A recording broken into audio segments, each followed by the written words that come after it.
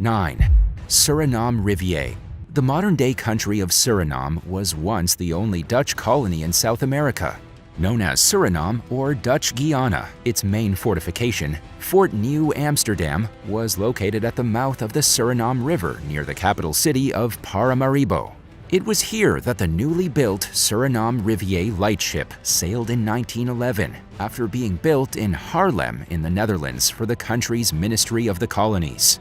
The 81.5-foot, 25 meters vessel had no engines and was used to mark the mouth of the Surinam River. In addition to functioning as a floating lighthouse, the Surinam River served as a base of operations for coordinating naval traffic.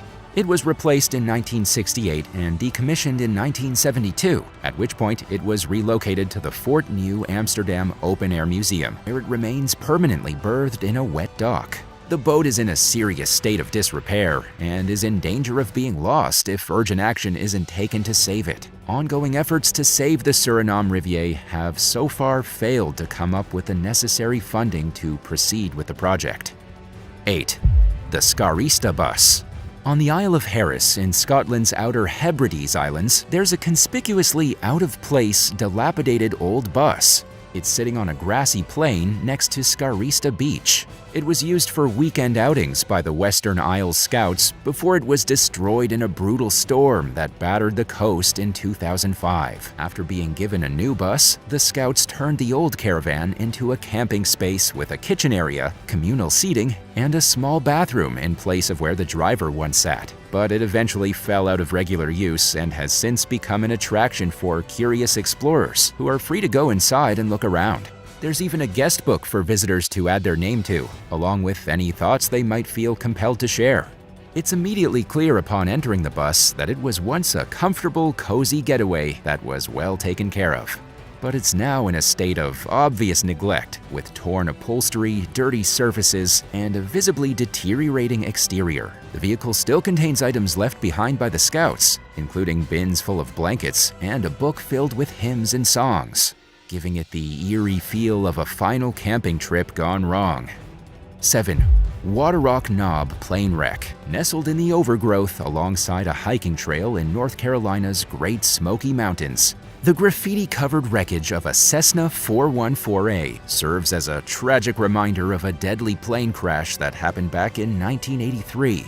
A German immigrant and Chicago-based businessman named Ernest Martin was flying his secretary, Senta Jarrett, from Illinois to visit her children in Bryson City. He failed to file a flight plan as required and was seemingly unaware of the weather he would encounter as he neared his destination. Martin was right on course when he flew beneath low-lying clouds to maintain visibility, and in doing so, he flew too low and crashed into Waterrock Knob Peak, instantly killing himself and Jarrett. If he had flown just a few hundred feet higher, he would have likely reached the Jackson County Airport without incident. The wreck was officially blamed on pilot error. A post-mortem examination revealed that Martin had a blood alcohol level of 0.04 at the time of the crash, which may or may not have affected how he was flying, but exceeds the legal limit for piloting an aircraft. Investigators discovered the wreck near the mountain's summit about a week later, along with the frozen remains of the two victims. The bodies were returned to their families, and the engines and anything else of value were removed from the plane. And while visitors have taken pieces here and there over the years as morbid souvenirs, nearly the entire wreck remains at the site today, much like the dozens of other aircraft that were left in place after crashing in the Great Smoky Mountains. 6.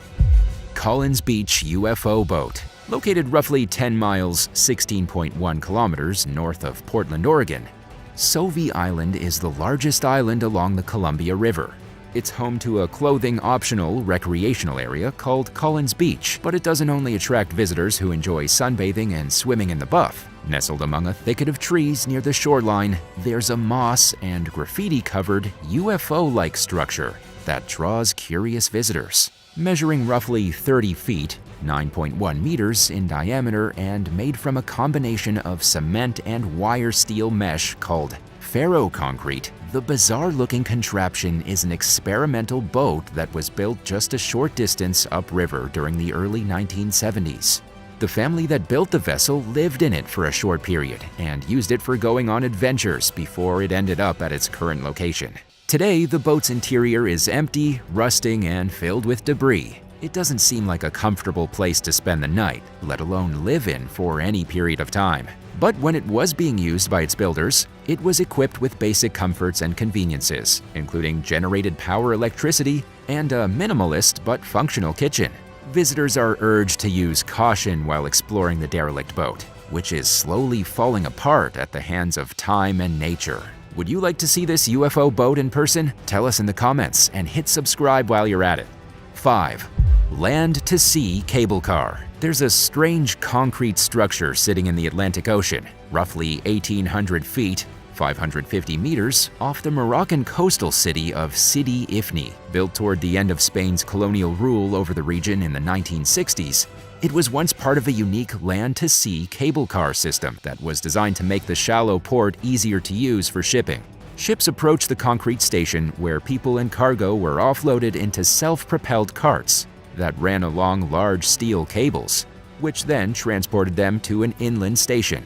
It was one of the only cable systems of its kind in the world at the time, and it was a source of local pride.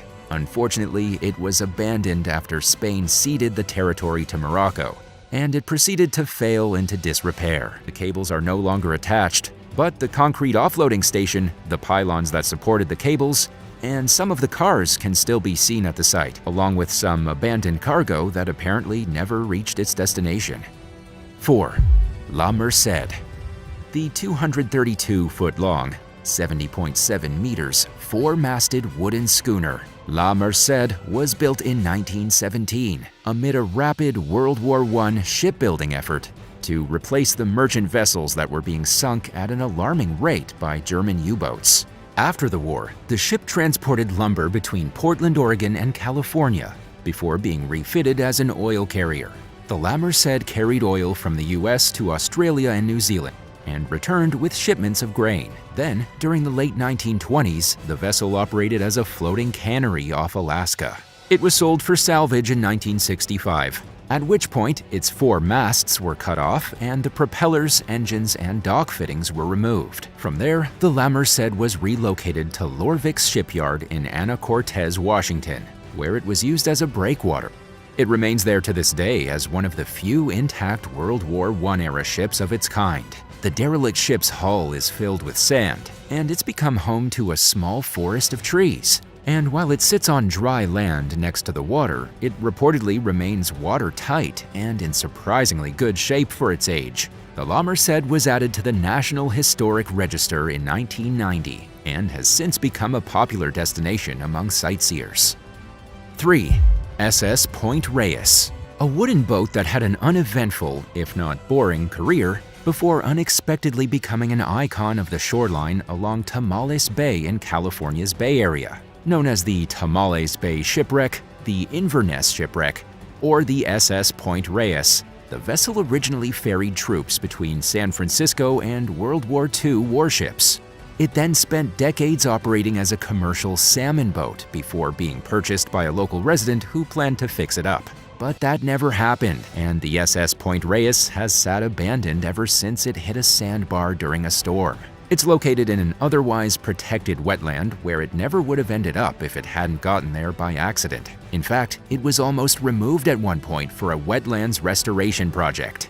But the boat was left in place after locals, particularly photographers, campaigned against its removal. The SS Point Reyes has been in its current place for over 20 years and has become a hotspot among photographers eager to capture their own take on its crumbling beauty. It's the boat's popularity that nearly led to its destruction in 2016, when some photographers tried staging a backdrop of fireworks and accidentally lit it on fire. The local fire department spent hours combating the blaze and eventually managed to put it out, but the vessel was left even more damaged than it already had been from years of neglect and exposure to the elements. At this point, the wreck is considered dangerous to explore, but as long as it's still there, the charred SS Point Reyes will continue to draw eager visitors with camera in hand. 2. Teignmouth Electron. In 1968, British businessman and amateur sailor Donald Crowhurst attempted to sail around the world in a 41-foot, 12.5 meters, purpose-built boat called the Teignmouth Electron. He competed against others in the Golden Globe race and was apparently so intent on keeping up the image of being a top contender that he reported false positions. In reality, as his logbook would later reveal, his boat had started taking on water shortly after the race began. The equipment malfunctioned, and Crowhurst's lack of sailing experience only made matters worse. It seemed inevitable that the Teignmouth Electron would sink in rough seas, and after mortgaging his home and his failing business to secure his sponsors' continued financial support, Crowhurst faced certain financial doom if he somehow survived the ill-fated voyage. His initial plan was to hang around the Atlantic Ocean until the final leg of the race, then sail back to England and quietly come in last place. He remained mostly radio silent while occasionally reporting false positions, hoping nobody would notice that he hadn't actually completed the race, and stopped in South America to fix his boat in violation of the rules. But the prospect of his logbook being closely examined continued to loom over Crowhurst, whose mental state deteriorated while he hid out in the middle of the Atlantic. His writings detailed the tortured mind of a broken man who descended into a state of clinical paranoia and began suffering delusions. Crowhurst never returned from the race, and it's believed that he intentionally took his own life by jumping into the ocean and drowning. The Teignmouth Electron was found drifting in the Caribbean the following year, and the contents of the logbook found inside offered the first telling insight into the troubled sailor's possible fate. For several years, the repurposed boat was used as a cruise boat and a dive boat. It was left in the sand along the southern shore of Cayman Brac after sustaining damage in a hurricane, and has sat in place ever since, serving as an eerie reminder of the dark place Crowhurst found himself in after banking everything he had on a competition he was never likely to win. 1. NS Savannah.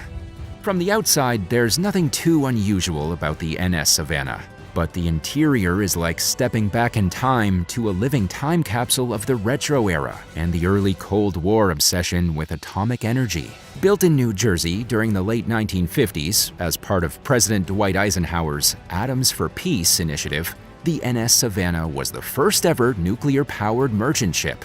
The nearly 600-foot-long, 183 meters government-funded vessel was intended as a demonstration project for the potential of nuclear energy to be used for peaceful purposes. One of just 4 nuclear-powered cargo ships ever built, it operated between 1962 and 1972. In addition to carrying cargo, the Savannah was intended as a passenger vessel, complete with 30 staterooms, several lounges, a bar, a 75-seat dining room, a dance floor, a swimming pool, a promenade deck, and other features that were meant to make the voyage comfortable and enjoyable for all. The decor could perhaps be described as a mixture of vintage and sci-fi, with atomic and chemistry-themed sculptures, light fixtures, wall hangings, and even diningware, geometric brightly colored furniture, and illuminated glass tabletops in the bar. At the time the ship was built, its interior design would have been considered ultra-modern. Sadly, passenger service only lasted for 3 years until it was discontinued in 1965, and only 848 civilians ever traveled on the Savannah, which could perhaps explain why its interior is in such seemingly pristine condition for its age. After being taken out of service and moving several times, the Savannah was moored at the Canton Marine Terminal in Baltimore, Maryland, where she remains to this day. The ship is reportedly opened to visitors for free tours every May around National Maritime Day, but is otherwise closed to the public. There's been talk about turning it into a museum ship, but these plans have yet to receive the necessary funding to be turned into a reality. 8.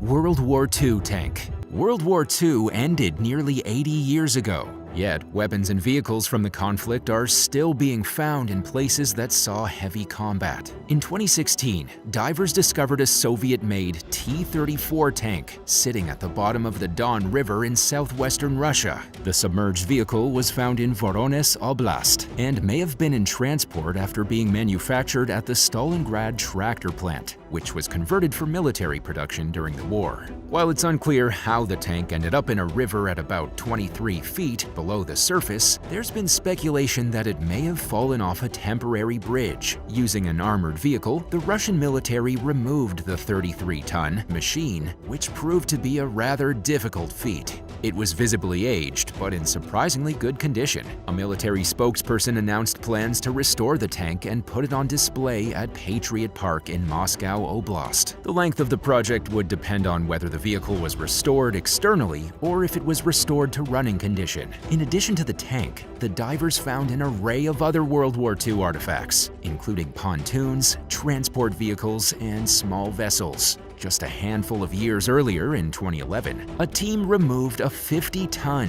KV-1 tank from the Neva River near St. Petersburg. It sank during the 872-day siege of Leningrad, which was one of the longest and deadliest sieges in history. No human remains were found in the tank, indicating that its crew managed to escape before it sank. Like the T-34 discovered in Voronezh, it may have fallen off a pontoon bridge. At the time of its removal, experts said they planned to restore it and put it on display at the Museum of the Battle for Leningrad. What would you do if you stumbled upon an operational tank that seemed to be abandoned? Let us know down below, and while you're at it, hit that subscribe button. 7. Russian tank graveyards in Ukraine. In early May of 2022, less than 3 months after Russia invaded Ukraine, reporters from the Daily Mail discovered a military equipment graveyard filled with hundreds of charred tanks and armored vehicles in Bucha, roughly 20 miles outside Kiev. At the time, Putin was proudly parading Russian military tanks in Moscow's Red Square. But Ukraine had put up a much harder fight than expected and had managed to push back Putin's troops after a drawn-out battle in the region. By that point, the Ukrainian military estimated that it had destroyed 1,145 Russian tanks and 2,764 armored vehicles. Most of the machines at Bucha were clearly damaged beyond use. Images show the vehicles in an obvious state of disrepair, with many covered in rust and missing their tracks and other essential parts. Tank graveyards have popped up in other places throughout Ukraine, including outside the country's second-largest city, Kharkiv, which sits along the Russian border. Photos that began circulating just months after the invasion showed a growing collection of destroyed tanks piled up on top of one another. Meanwhile, abandoned tanks began to line the roadsides outside Kiev and elsewhere. Also working to Ukraine's advantage was a so-called jack-in-the-box design flaw in many Russian tanks, which made their entire ammunition store vulnerable to exploding from an incoming anti-tank round. As a result, in many cases, all it took was one shot to blow the turret off a Russian tank. In early 2023, the open-source monitoring group Oryx confirmed that at least 1,000 Russian tanks had been destroyed, while 544 or more had been captured. 79 were damaged and 65 were abandoned. The count only included tanks that the group was able to visually confirm, so it's likely that the actual numbers are much higher, possibly as high as 2,000, according to military analyst Jacob Janowski, who told CNN that Russia began the war with around 3,000 operational tanks. That means there's a good chance that Russia has lost at least half of its initial supply. Janowski also estimates that Ukraine has captured nearly 100 more tanks than it has lost, suggesting that the country may be leading the war when it comes to tank warfare. 6. Fort Knox Tank Graveyard. The Fort Knox U.S. Army base in Kentucky is famously known for being home to the United States Bullion Depository, where a large portion of the country's gold reserves are stored. but the sprawling 170-square-mile property contains a lesser-known yet equally fascinating tank graveyard filled with various types of tanks that have clearly been sitting in place for a very long time. Starting in 1940, the base was home to the U.S. Army's Armor School, where M1 tank crews trained. There was also a large firing range filled with old tanks that were used as targets. When the school relocated to Fort Benning, Georgia in 2010, after 71 years of operating at Fort Knox, the shooting range fell out of use and the tanks were simply left behind. In 2022, a group of explorers who run a YouTube channel called Ruin Road obtained permission to explore the site. The footage they captured revealed an array of tanks, including a Cold War-era M60A2 Starship. Built during the 1970s, the model was one of the most technologically complex tanks ever built. But it was largely a failure due to the complexities of operating and maintaining it. Most starships were converted into M60A3s, so it's rare to cross paths with one. The graveyard is also home to a rare M103 heavy tank. Only 300 were ever made between its introduction in 1957 and its withdrawal from service in 1974. There's also an M47, at least 2 M60A3s, and much more. Unfortunately, the tank graveyard isn't typically open to the public. An entry in the Erie, Indiana blog from 2013 states that the base opens its restricted areas to visitors. However, it's unclear whether this is still the case. 5. Failaka Island.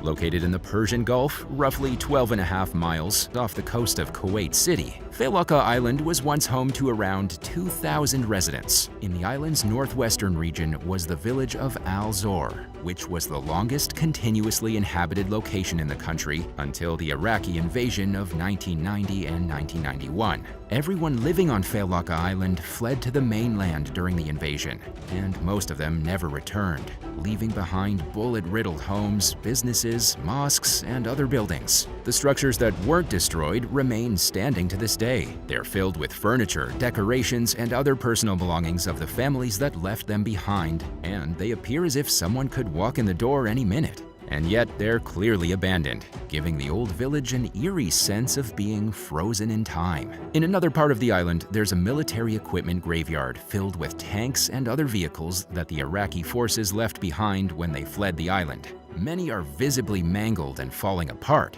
while others are still in one piece but still display noticeable wear and tear. It's clear that they've been sitting there for a while and that something terribly violent happened in the past. Failaka Island has become a tourist destination in recent years, offering boat trips and overnight stays, and some cafes have opened up to accommodate visitors. There are proposals to further develop the island for tourism, but some people would prefer for it to remain its current atmosphere of peace and quiet. 4. The São Paulo.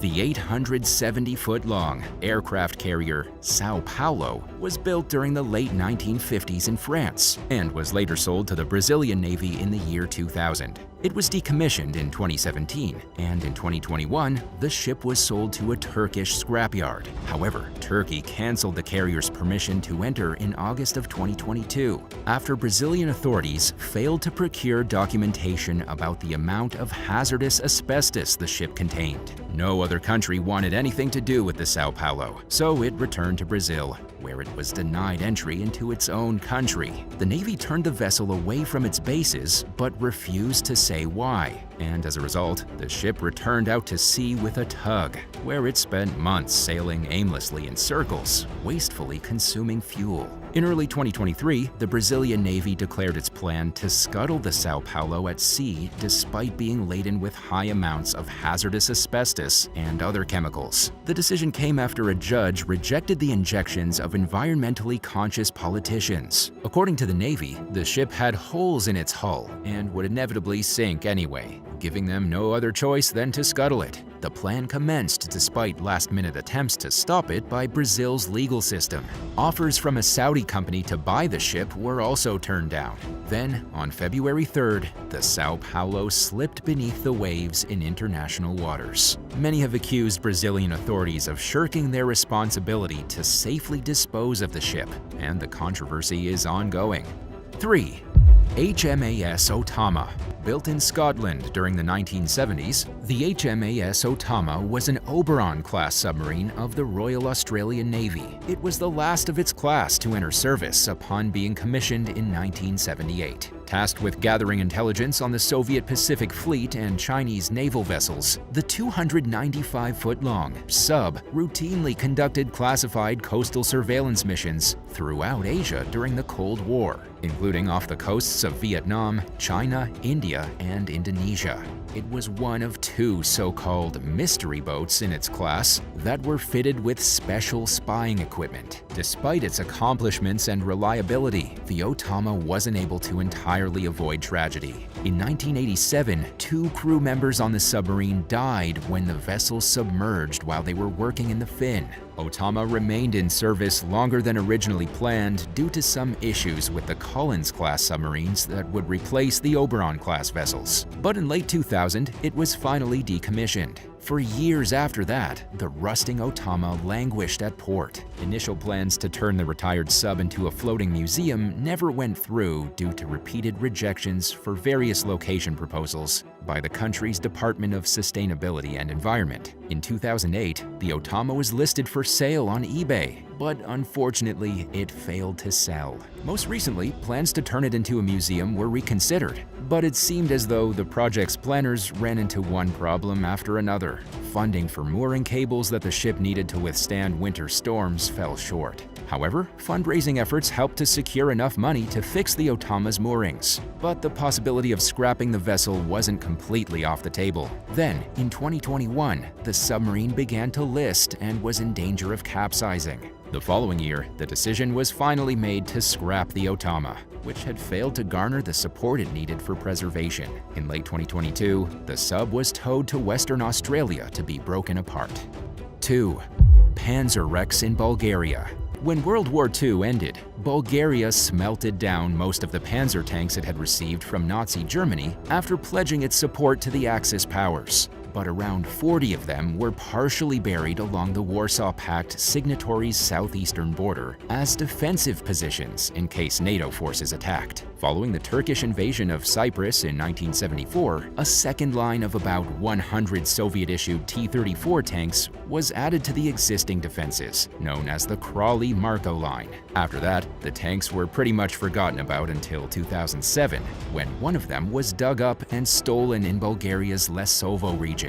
Unfortunately, the stolen tank was never found, and its disappearance sparked a frenzied government effort to rescue the partially buried tanks before more thieves could get to them. It quickly became apparent that looters had stripped many of the vehicles of their guns, hatches, and turrets for scrap. The Bulgarian army also recovered several extremely rare tanks with estimated values in the millions, including one of just 6 surviving Jagd Panzer IV L-48 models that exist throughout the world. But some of those involved in the effort doubted the value of the rare tanks due to the extent of the damage that was left behind by vandals. At first, the government planned to auction them off, but they changed their minds and instead decided to keep the tanks. As of 2015, 7 or 8 of the tanks were on display at the Museum of Battle Glory in Yambol, while the rest remained in storage awaiting restoration.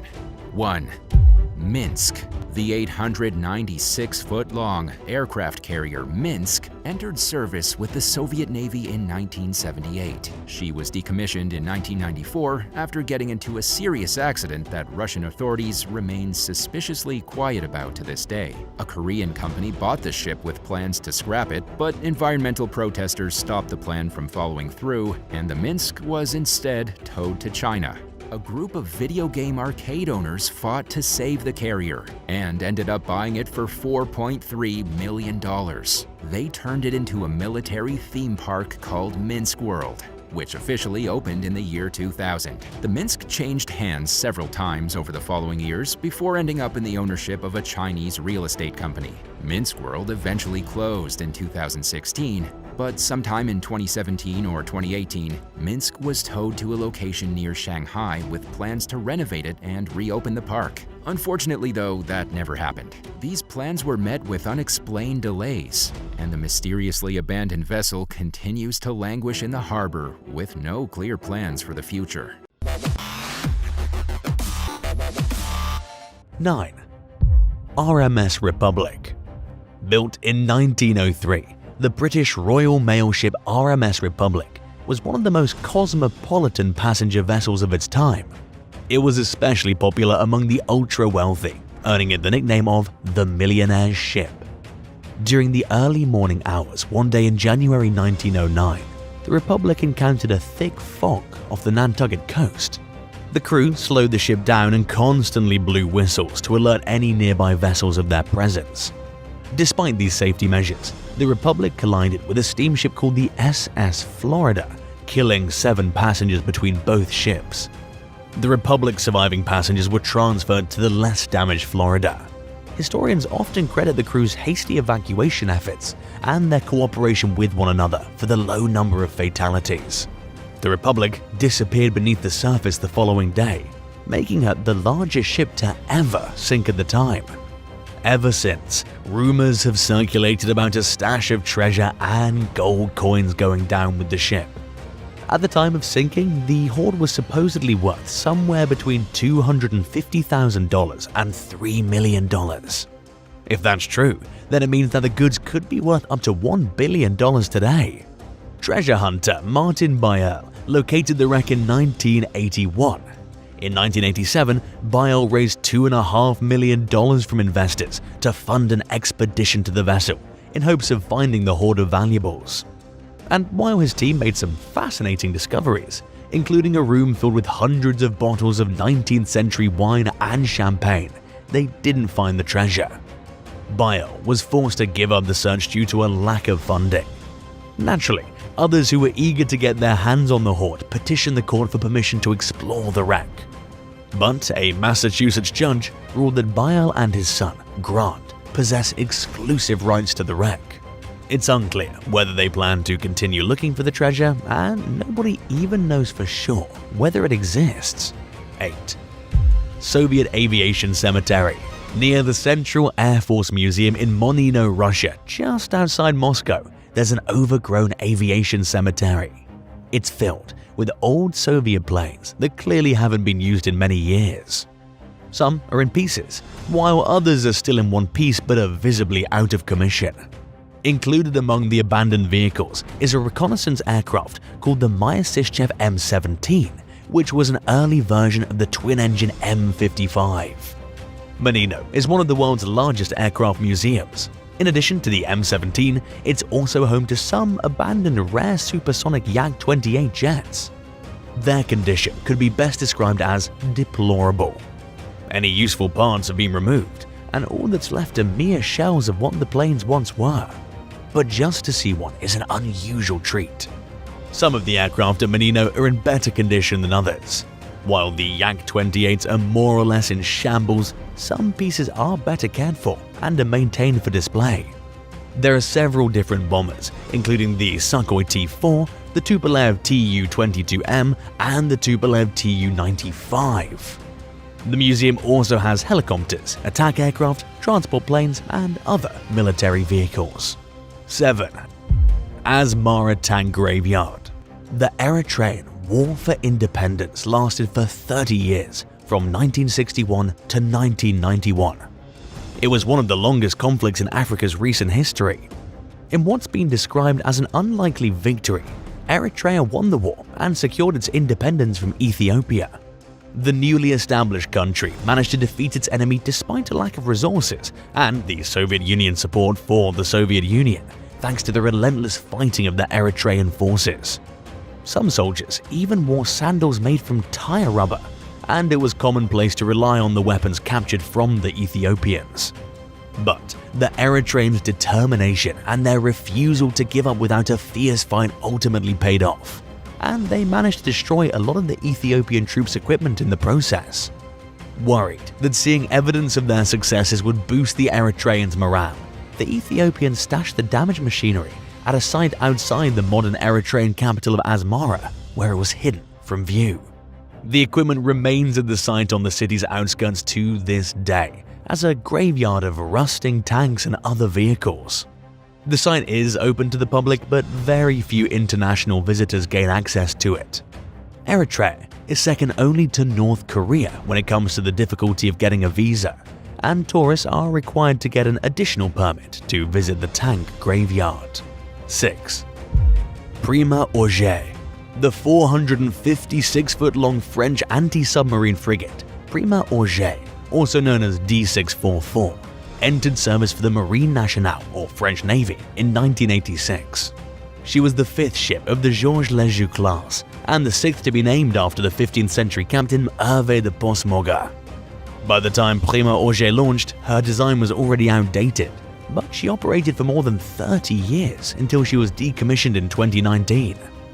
Since then, the ship has been anchored in Landévennec, where 2 Spanish explorers managed to get on board and snap some photos after making their way past a fury of nesting birds in the middle of mating season. Footage from their YouTube channel shows the Primauguet's Combat Information Center, or CIC, in seemingly good condition despite its age and having not been used in several years. The video also reveals the ship's torpedo room, which consists of several MU-90 impact torpedo launchers. Primauguet was also equipped with a 100mm cannon, 2 20mm cannons, 4 50 caliber machine guns, 5 anti-ship missile launchers, a surface-to-air missile launcher, 2 torpedo launchers, and a helipad with enough room for 2 choppers. 5. Chernobyl Graveyard. The vehicles that were used in the cleanup effort after the 1986 Chernobyl nuclear disaster were too contaminated for use elsewhere. So they were abandoned on the outskirts of Pripyat at a location known as the Mobile Mechanized Column, or PMK number 35, where they remain today. The collection includes numerous ZIL and MAZ 537 trucks, as well as an IMR-2 armored vehicle, which was designed in 1969 based on the T-55 tank chassis. Equipped with a bulldozer blade and a claw, the IMR-2 was built to navigate over and through any type of terrain. After the Chernobyl disaster, it was used to tear down entire villages within the exclusion zone. Today, the site remains under close guard and is reportedly still in use, even if the Soviet-era vehicles parked there haven't moved in years and are still dangerously radioactive. Some of them are in pieces, while others are completely rusted and have been stripped of most of their parts. Many lay on their sides and are surrounded by piles of tires and scrap metal. It's unclear how long they'll remain radioactive for, and if there are any future plans to relocate or remove them from the site. If given the chance to go to Pripyat in a hazmat suit, would you go? Tell us in the comments and hit subscribe while you're at it. 4. Ram 2 tank. While exploring northern England's Peak District in 2020, a group of hikers who called themselves Destination Discovery encountered a bullet-ridden World War II-era tank in the middle of a field. They thought it was neat, but it wasn't until long after they posted footage from the excursion that they learned of the tank's true importance. In 2022, British historian Mark Felton posted a response to the video, identifying the tank as a rare Canadian-built Ram 2. Ottawa-based World War II historian Jeff Noakes confirmed Felton's findings and further explained that the Ram 2 was built sometime between 1941 and 1943. The one found in a field is only a mid-production model, of which only 100 were ever made. Before the United States got involved in World War II, Canada aimed to design and build a tank based on the American M3. But by the time production of the Ram 2 started, the US had entered the conflict and was manufacturing the Sherman tank, which the Allies chose as their main cruiser tank in the mission to liberate France. Around 1,500 Canadian Rams were sent to England, where they were used for training and target practice. This is how the tank seen in the Destination Discovery video probably ended up in the field where it was found. Out of the 1,900 Rams that were built, less than 30 survive. They can be found in Canada, the UK, the Netherlands, and Australia. 3. USS Constitution. Nicknamed Old Ironsides, the 304-foot-long USS Constitution is a 3-masted wooden warship known as a frigate. It was built in Boston, Massachusetts during the 1790s for the United States Navy and was one of the 6 original frigates that Congress approved the construction of after America won its independence from Britain. As the designated capital ships of the young country's navy, the Constitution and its sister ships were larger and more heavily armed than standard frigates of the time. Upon entering service in 1797, the Constitution's first assignment was to protect merchant ships from the French during an unofficial naval conflict known as the Quasi-War, and to defeat Barbary pirates in the First Barbary War. The ship is best remembered for its service during the War of 1812 against Great Britain. Throughout the conflict, the Constitution defeated 5 British warships and captured numerous merchant vessels. Over the following decades, the ship traveled all over the world, carrying out various assignments for the Navy. During the Civil War, the US Naval Academy used the Constitution as a training ship. Her more than 80-year career came to an end in 1881 when she was retired from service. In 1907, the Constitution was designated as a museum ship, and in 1934, she embarked on a 3-year-long nationwide tour, stopping at 90 ports along the way.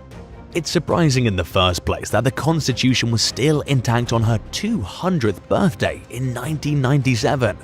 Even more remarkably, she sailed under her own power that year and in 2012 to mark the anniversary of her defeat against the French Navy ship HMS Guerrière.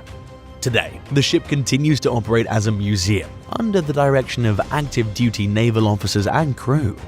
The Constitution is the oldest ship in the world that's still afloat. 2. Sögel Tank Cemetery. On the outskirts of Sögel, Germany, there's a small field that contains around 24 abandoned Leopard 1 and M47 pattern tanks. The rusting vehicles are arranged in neat lines, but nobody seems to know why they're there. Designed by Porsche, the Leopard 1 tank was designed as a main battle tank for West Germany during the Cold War. It entered into service in 1965. Nearly 6,500 of the tanks were produced, and the Leopard 1 became a popular choice among European militaries. The last of them were taken out of service by 2003, when they were replaced by the Leopard 2. Named after World War II General George S. Patton, the M47 was an American battle tank. It entered into service in 1951 and was used primarily by the US Army and Marine Corps. The M47 has the distinction of being the only American tank that our military never used in combat, but it has seen war among other countries and some are still in use today. Although there's no barrier preventing people from going near the decommissioned tanks, there's a sign warning visitors against trespassing and threatening to prosecute those who go onto the property. The tank cemetery may still be considered an active military site, and some suspect that the vehicles are used for target practice by helicopter pilots. While the sight of these tanks is impossible to ignore, German authorities are strangely secretive about them. 1. MAZ 7904 trucks. During the Cold War, the Soviet Union designed numerous heavy-duty trucks and tractors known as MAZ vehicles. Their purpose was to carry any and all military materials, including the USSR's nuclear missiles, which only seem to be growing in size. Equipped with 6 axles and 12 massive wheels measuring 9 feet in diameter, the MAZ 7904 was capable of carrying loads weighing up to 220 tons. But the vehicle's chassis alone weighed 140 tons, which meant that each wheel had to support around 30 tons of weight. At least 100 experts were commissioned to ensure that the complicated design would work. Tests were performed only at night, and at times when the Soviets were pretty sure that there weren't any Western satellites looming over their territory. Finally, in 1983, the more than 100-foot-long, 22-foot-wide machine was rolled out. But even with the blessing of a large team of specialists, the vehicle proved to be problematic and impractical. Due to its weight, it had a maximum speed of just 16 miles per hour. The MAZ 7904 handled poorly and was never entrusted with transporting nuclear weapons. Instead, it was stored at a hangar in Kazakhstan and more or less forgotten about. Over the years, the vehicle's tires deflated, several of its parts were removed or stolen, and it fell into an unsalvageable state of decay. In 2010, what was left of the MAZ 7904 was scrapped.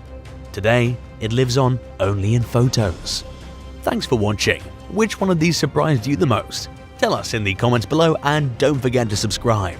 See you next time. Bye.